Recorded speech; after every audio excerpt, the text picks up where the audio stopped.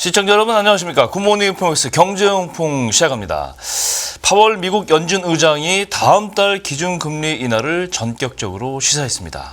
시장이 관심을 모았던 빅이벤트 잭슨홀 미팅 연설에서 비둘기적 암시를 내포한 발언을 쏟아냈기 때문인데요. KB증권 리서치센터 임재균 연구위원님과 함께 이 내용 알아보겠습니다. 어서 오세요. 네, 안녕하세요. 자, 잭슨홀 미팅 1년에 한 번 열리면 이게 관심을 굉장히 끌었어요. 네, 근데 맞습니다. 이번에도 역시 이벤트적인 성향이 강했고 이 키워드가 이제 빅컷 이렇게 정리가 될 수 있는데 파월 의장의 연설 내용 먼저 살펴주세요. 네, 일단 파월 같은 경우에는 지난 이제 7월 고용 지표 이후에 실업률이 상승을 하면서 경기 침체 우려가 굉장히 높아졌거든요. 네.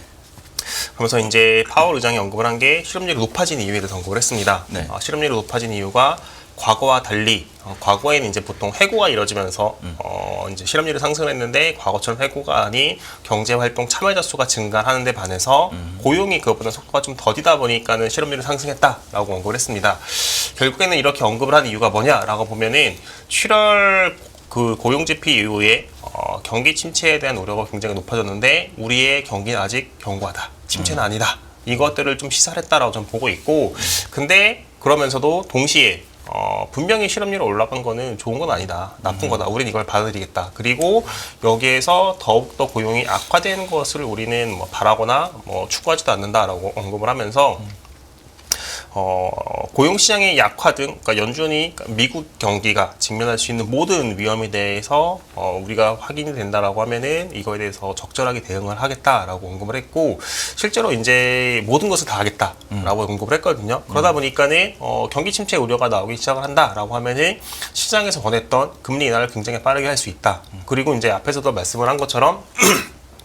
기존에 이제 다수의 연준 관계자분들이 금리 인하, 그러니까 7월 FOMC 이후에도 금리 인하에 대해서 언급을 할 때 보면은 점진적이거나 체계적인 이런 단어를 꼭 사용을 했거든요. 그랬죠. 네, 그거 자체가 이제 연준에서는 아직까지는 빅컷, 그러니까 시장이 기대하는 빅컷보다는 베이비 스텝 25bp 인하를 기본 베이스로 조금 고려를 했던 부분인 건데 파월 의장 같은 경우는 이 두 단어를 아예 쓰질 않았습니다. 그리고 모든 것을 다 하겠다고 했거든요. 그러니까는 이제 다음 달에 발표가 되는 고용 지표가 부진하다라고 하면은 실질적으로 연준이 9월 FOMC에서 빅컷, 그러니까 50bp 인하 가능성을 좀 열어놓은 게 아닌가라고 생각을 하고 있고 거기에 플러스 이제 빅컷뿐만 아니라 경기가 안 좋아졌을 경우에 우리가 대응할 수 있는 여력이 좋다. 그거 자체가 과거에 보면은 대표적으로 2019년 당시 미중 무역 갈등 때를 보면은 미국의 기준금리가 2.5%였습니다. 그렇죠. 그러니까 인하해봤자 사실은 250bp가 끝이에요. 네. 네, 근데 지금은 미국의 기준금리는 5.5%죠. 그러니까요. 그러면은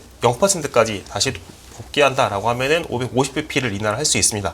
그러니까 2019년에 비해서 지금은 금리 인하 폭이 훨씬 더 커질 수 있고 그거 자체가 경기에 대해서 연준이 예상하지 못했던 시장이 예상하지 못했던 위기에 봉착을 했을 때 더 크게 더 빠르게 인하할 수 있다라고 이렇게 좀 시사를 하다 보니까는 시장 입장에서는 일단은 미국의 경기는 강해. 근데 침체가 오면은 우리는 모든 것을 다해서 대응할 거야라고 언급을 하다 보니까 시장 입장은 굉장히 이제 좀 비둘기적으로 받아들였던 부분이 굉장히 많지 않나라고 생각을 하고 있습니다.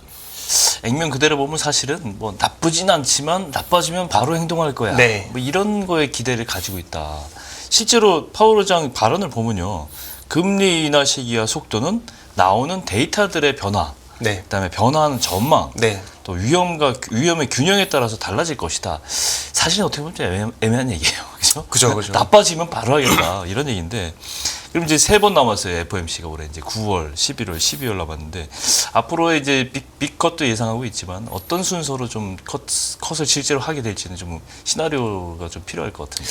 네, 저희는 일단 기본적으로 올해 남은 3번 동안에 빅컷 가능성보다는 기본 베이스 시나리오 25bp씩 3번에서 총 75bp 이라는 걸 좀 생각을 하고 있고요.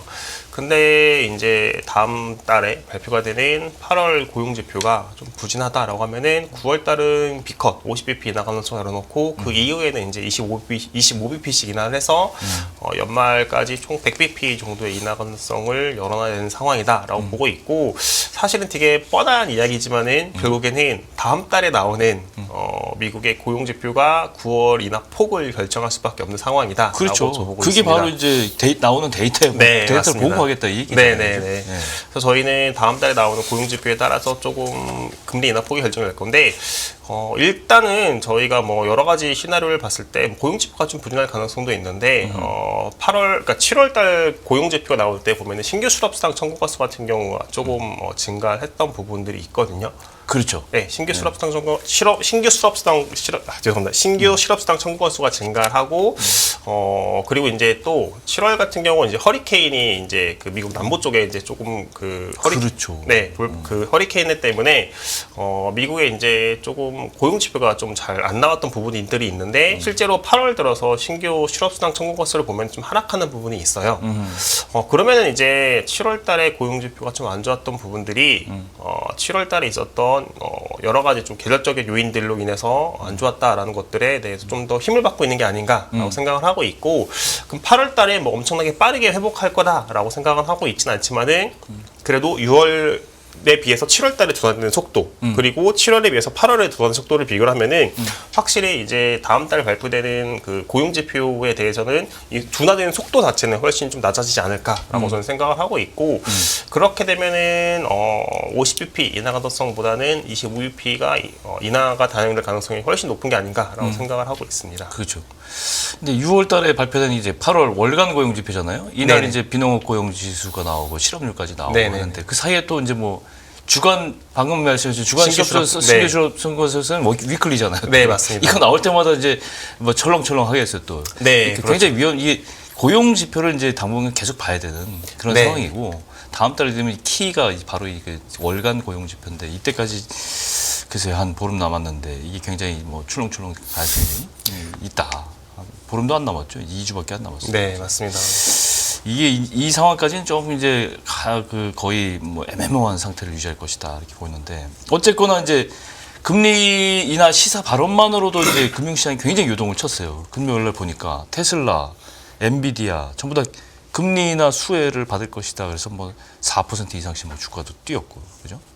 중소형주 중심의 러셀 2000 지수는 전장 대비 3% 이상 또 뛰었어요. 또.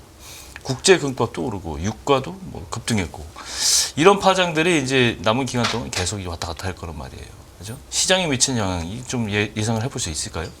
뭐 일단은 지금 말씀하신 위험 자산 같은 경우에는 고용 지표가 안 좋다라고 하면은 사실은 경기 침체 우려는 완화가 되겠죠. 그럼 위험 자산 쪽에서는 나쁠 건 없다. 그렇죠. 그리고 만약에 고용 지표가 안 좋게 나온다라고 하면은 연준이 빠르게 대응하겠다, 큰 폭으로 대응하겠다라고 권고를 했기 때문에 또 마찬가지로 나쁠 건 없다, 위험자산 측면 나쁠 건 없다라고 보고 있고, 네. 금리가 사실은 좀 변동성이 높아질 것 같아요. 결국에는 고용 지표에 따라서 9월 인하 폭이 결정이 될 수밖에 없는 상황이다라고 보면은 금리가 사실은 가장 조금 방향성을 예측하는 게 어려운 상황이다라고 보고 있는데, 일단은 현재 9월 FMC에서 50bp 인하 확률은 시장이 한 36% 정도 반영을 되어 있습니다. 3분의 1 정도가 이제 50bp, 3분의 2가 이제 25bp 인하 반영을 하고 있고, 고용 지표가 잘 나오게 된다라고 하면은 이 50bp 인하 가능성은 3분의 1에서 거의 이제 제로까지 0%까지 조금 축소가 되면서 금리가 한번 반등을 할 가능성이 있지 않나라고 저는 생각을 하고 있고요. 네. 그에 반해서 9월 달에 발표가 되는 고용 지표가 안 좋게 나온다고 하면은 9월 달 FMC에서 50bp가 기정사실화 되겠죠. 그럼 금리는 내려갈 건데, 과연 이게 8월 달에 있었던 8월 달에 뭐 금융시장에 혼란기 있었던 블랙 먼데이 때 있었던 그 정도 레벨을 뚫고 내려갈 거냐라고 봤을 때 저희는 그러기는 좀 쉽지 않다라고 보고 있어요. 그때 이제 미국채 10년물이 장중에 저점을 기록한 게 3.66% 정도까지 하락을 했습니다. 예. 근데 왜 그렇게 미국채 10년물 금리가 하락을 했는지 보면은 일단 7월 FOMC가 끝나고 이틀 뒤에 발표가 된 고용지표가 흔들렸고요. 그리고 그 다음 주 월요일에 경기 침체 우려가 굉장히 커지면서 주식시장이 흔들렸습니다. 이렇게 주식시장이 흔들리게 된 이유, 경기 침체 우려가 커지게 된 이유를 보면은 7월 FOMC가 끝난 지 며칠 안 됐거든요. 그렇죠. 그러면은 그 다음 인하, 그러니까 9월까지는 이제 7주 원의 시간이 필요할 수밖에 없어요. 그러면 이제 시장 입장에서는 이게 지금 벌써부터 빠르게 인하를 했어야 되는데 7주 동안은 연준은 못 움직이고 가만히 있네. 그러면 인하 이제 정책의 시기가 놓치는 거잖아요. 타이밍이. 그렇죠. 그럼 시기를 놓치다 보니까는 인하를 해야 되는 폭 자체가 커질 수밖에 없습니다. 그러면은 지금 인하를 하면은 100bp 인하하면 끝나는 건데 지금 인하를 못 하니까는 150, 200bp 인하할 거야. 그러니까는 금리는 더 내려갈 수밖에 없어 하면서 10년물 금리가 3.66%까지 하락을 했었는데 8월 고용 지표를 확인하고 나서 이제 2주 이내로 어쨌든 간에 9월 FMC가 결정이 됩니다. 그러면은 그때보다는 연준이 대응할 수 있는 이 시간 자체가 훨씬 줄어들 수 있기 때문에 경기가 둔화되는 폭 자체도 좀 크지 않다. 그렇게 되면은 거기에 플러스 이제 파월도 고용 지표가 부진했을 경우에 50bp 인하한다라고 언급을 했기 때문에 사실 이제 9월에 빠르고 크게 인하를 하는 만큼 뒤에 인하하는 속도 규모는 줄 수 있거든요. 그렇게 되면은 저희는 9월 달에 50bp 인하를 단행을 하더라도 금리는 단기간 하락을 하겠지만 오히려 뒤에 금리 인하 폭 자체가 줄어들면서 한번 다시 반등을 나오지 않을까라고 생각은 하고는 있습니다. 그렇군요. 국내 시장이 문제인데요. 이게 미국에서 잠깐 기침을 하면 우리나라 굉장히 민감하게 반응할 그런 것도 있고 지금 대외 여건도 사실은 지정학적 사건이 또 터졌어요 주말에. 네, 맞습니다. 그렇죠? 헤즈볼라 사건이 중동전에 대한 어떤 불안 심리도 있고 남은 기간 동안 한국 시장에 어떤 영향을 좀 줄지 걱정이 되네요 좀. 지금 이제 연준의 인하 가능성이 점점 기정사실화되고 있는 건 되게 우리나라 특히 한국은행 입장에서는 굉장히 좀 긍정적인 부분이긴 한데 말씀하신 것처럼 중동 지역의 리스크 결국에는 중동 지역의 리스크가 확대가 됐을 경우에 지금이 이제 좀 상당히 좀 안정화되는 모습을 보이고 있지만 국제 유가가 다시 상승할 수 있는 리스크가 존재한다라고 그렇죠. 보시면 될 것 같고 그러면 이런 것들이 물가의 상방 압력으로 작용한다라고 보시면 될 것 같고요. 거기에 플러스 중동 지역의 리스크로 인해서 유가가 상승하지 않는다라고 하더라도 결국에는 지금 한국은행의 걱정거리는 부동산 가격 상승입니다. 7월 이제 지난주였죠. 지난주에 8월 금통위가 있었는데 하는이 이제 언급을 한 게 물가만 바라보면은 금리 인하 여건은 조성이 되어 있다. 그러니까 물가만 보면 금리 인하 할 수 있다는 거죠. 실제로 7월달 소비자 물가가 2.55%까지 둔화가 됐고요. 그리고 한국은행에서 분기별 물가 전망치를 보면은 3분기, 4분기 그리고 내년 상반기까지 보면은 2% 초반대 그러니까 타겟 부분에 근접을 할 것으로 예상을 하고 있습니다. 실제로 물가만 바라보면은 인하를 할 수 있는 여건이 조성이 됐는데 문제가 이제 서울을 중심으로 해서 나타나고 있는 부동산 가격 상승 이 부분이 굉장히 좀 한국은행의 큰 걱정거리다라고 보시면 될 것 같고 그러다 보니까 사실은 7월 금통위 8월 금통위 모두 다 이제 시장에서 많이들 생각을 하시는 게 그래도 금리 인하를 주장하는 금통위원이 한 번 정도 나오지 않을까라고 생각했었는데 이제 시장의 생각과는 완전히 다른 7월, 8월 모두 다 만장일치 동결을 결정을 한 배경이 이렇게 좀 서울을 중심으로 나타나는 부동산 가격 상승 때문이다라고 보시면 될 것 같습니다. 그럼 이제 왜 이렇게 이제 좀 많은 분들이 한국은행이 부동산 가격 통제를 왜 하냐 이거에 대해서도 좀 궁금해하시고 실제로 의문을 갖고 계시는 분들도 상당 부분 있습니다. 왜 그러냐면은 한국은행의 통화정책의 목표를 보면 물가와 금융안정이거든요. 그렇죠. 물가와 금융안정인데 여기 부동산 가격 통제 컨트롤은 없습니다. 그럼에도 불구하고 그러니까 그 해석을 네. 이번 미션인 금융안정에 집어넣는 게 해석하는 사람도 있어요. 네, 결국에는 이렇게 부동산 가격이 올라가게 되면은 부동산은 살 때 현금을 주고 사시는 분들도 있지만은 사실은 그것보다는 상당수의 많은 분들이 대출을 주담대네. 네, 주택담보대출을 받아서 부동산을 매입을 하게 되는데 부동산 가격이 이렇게 상승을 하게 되면은 이제 포모라고 하죠.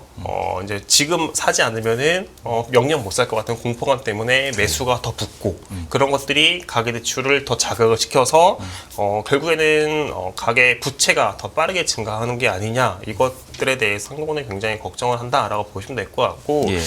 실제로 2021년 8월이었죠. 우리나라가 이제 팬데믹 이후에 처음으로 금리를 인상한 게 2021년 8월이었는데 그때는 물가가 높아서 금리를 인상한 게 아니라 가계부채가 많으니 이거를 금리 인상을 통해서 조금 증가세를 둔화시키고 낮춰야겠다라고 하면서 금리를 인상을 했거든요.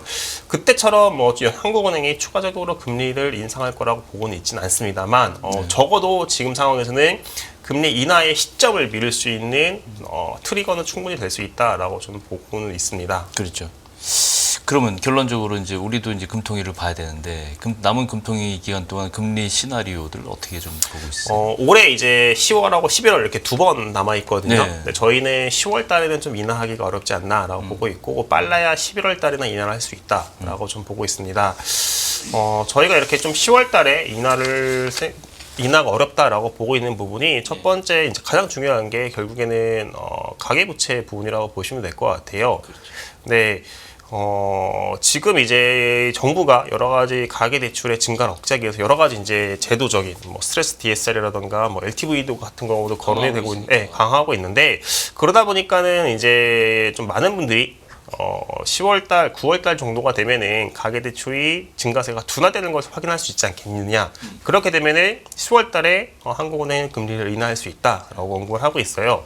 거기에 플러스 성장도 안 좋고 물가도 낮아졌으니 10월달은 할 수 있다라고들 많이 생각을 하시는데 저는 그게 좀 어렵다라고 보고 있는 게 일단은 물가는 그때나 지금이랑 똑같이 낮습니다. 물가는 중요한 건 아닌 것 같고요. 물론 이제 되게 중요하지만은 지금 상황에서 인하를 결정할 때 큰 중요한 변수는 아니다라고 보고 있고 성장 쪽도 둔화가 되면서 인하를 빨리 해야 된다라고 언급을 하시지만은 사실 한국은행이 올해 3분기부터 내년 3분기까지 성장을 보면 0.6%, 전기 대비 0.6%로 한국은행이 성장만 놓고 봤을 때 빠르게 대응할 이유는 없다. 결국엔 가계부채가 핵심인 건데 저는 9월 달까지는 가계대출이 좀 증가되는 거를 뚜렷하게 확인되기 어렵다라고 보고 있어요. 왜 그러냐면은 지금 가계대출 증가세가 나오는 거는 대부분 주담대입니다. 그렇죠. 주담대죠. 근데 주담대는 언제 실행되냐라고 보면은 부동산을 산 사람이 이제 잔금을 치를 때, 그러니까 이제 명의가 이전될 때거든요. 그렇죠. 명의가 이전될 때인데 보통 부동산 계약서를 체결하고 그 다음날 잔금을 치르진 않아요. 그렇죠. 이런 경우는 거의 없습니다. 뭐 아예 없다라고 몇 달 걸리잖아요. 네, 몇 달 걸리고 뭐 짧게는 한 달, 길게는 그렇죠. 6달 정도 걸리고 그러면 이제 다음 달에 주담대 대출이 실행되는 것들의 계약 시점 보면은 사실은 이미 다 계약이 된 것들일 가능성이 훨씬 높습니다. 그렇죠. 네. 그러면은 지금 뭐 부동산 뭐 여러 가지 대출 규제를 하지만은 이 사람들은 이미 계약금을 냈고 가격과 이제 계약금을 이미 했고 냈고 채액 의결을 했기 때문에 여러 가지 정부의 정책에도 불구하고 대출은 실행이 될 수밖에 없는 상황이다라고 보면은 실질적으로 10월 금통위 전까지 주택담보대출이 증가가 둔화되는 걸 좀 확인하는 거는 어렵지 않나. 그렇겠네요. 라고 저희는 보고 있고 그렇게 되면은 10월 달에는 뭐 인하보다는 동결이라고 저희는 보고 있고 만약에 저희 생각과 달리 9월 달에 가계대출 증가세가 둔화되는 걸 확인할 수 있다라고 하더라도 사실 18월과 10월 금통위의 시간은 좀 짧습니다. 6조, 그러니까 두 달이 좀 안 되는 시간이거든요. 네. 그러니까 지금 4월 총선 이후부터 계속 가계대출이 증가를 했고 지금 이제 4개월, 5개월째까지 이제 대출이 증가를 하고 있는데 한두 달의 데이터, 둔화되는 데이터를 보고 인하하기에는 한국은행 입장에서는 이 가계대출, 부동산 가격 상승에 대한 굉장히 조금 경계심이 강한 게 아닌가라고 생각을 하고 있어서 저희는 10월보다는 11월에가 더 현실적인 시나리오지 않을까라고 생각을 하고 있습니다. 그렇군요. 마지막 질문인데 이 얘기는 안 할 수가 없어요. 지난번에 그 미국 금리 인하에 따라서 일본 시장도 굉장히 출렁거리고 있단 말이에요. 지금 엔케리 트레이드 청산 이 문제가 나와서 실제로 청산된 거냐 만 거냐 규모가 얼마나 이게 굉장히 미스테리한데 이런 일이 또 없으리라는 보장이 없습니다. 또 미국이 움직이기 시작하면 일본 쪽 동향은 어떻게 보세요? 뭐 일본 같은 경우는 추가적인 인상은 단행은 할 거는 같습니다. 네. 단행을 할 것 같은데 결국에는 시장에서 걱정을 하는 게 추가적인 인상을 단행했을 때 엔캐리 트레이드가 청산이 되면서 다시 저희가 겪었던 블랙먼데이 같은 상황을 경험할 수 있냐? 철렁했어요. 그때. 네. 저도 보면서 와 이런 일이 어떻게 코로나 2020년 이후에 처음이었던 것 같은데 예. 이제 서킷 브레이크 걸리고 저희는 일단은 좀 그 가능성은 낮다라고 보고 있어요. 왜 그러냐면은 사실 엔캐리 트레이드의 규모는 정확하게 추정하고 알 수가 없습니다. 알 수 없죠. 데이터가 없거든요. 네. 데이터가 없어서 알 수는 없는데 그러면 이제 봐야 되는 게 엔화 레벨을 좀 볼 수밖에 없을 것 같아요. 엔화가 연초에 140엔 정도였거든요. 달러당. 네. 근데 그때 주식시장이 완전히 폭락이 왔을 때 엔화의 저점이 140엔 정도였어요.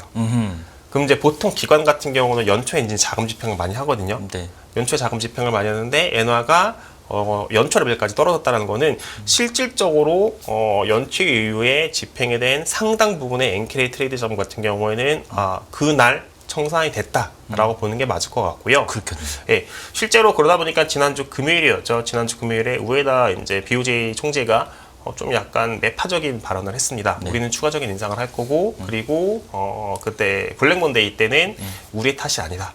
미국의 경기 침체가 우려가 커져서 주식시장이 흔들린 거고 이 부분 상당히 완화됐다. 결국엔 이제 엔캐리 트레이드 탓이 아니라고 이제 좀 우회적으로 돌려서 말을 한 건데 네.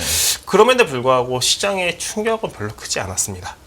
그거를 보면은 엔캐리 트레이드의 자금 자체는 상당 부분 좀 청산됐다라고 보는 게 맞을 것 같고 지금까지 청산이 안 된 자금 같은 경우에는 앞으로도 웬만한 좀 충격이 있지 않는 이상에는 좀 청산이 되긴 어려운 상황이다라고 저희는 보고 있어서 뭐 BOJ가 추가적으로 인상을 하면서 엔화가 강세가 될 경우에 뭐 블랙먼데이 같은 이런 좀 걱정거리는 다시 나타날 수는 있겠지만은 그 정도의 충격이 있을 수 있겠냐라고 보면은 저희는 좀 연초 레벨까지 이미 엔화가 찍었다가 약해지고 있는 상황이기 때문에 그건 좀 어렵지 않나라고 생각을 하고 있습니다. 그렇군요.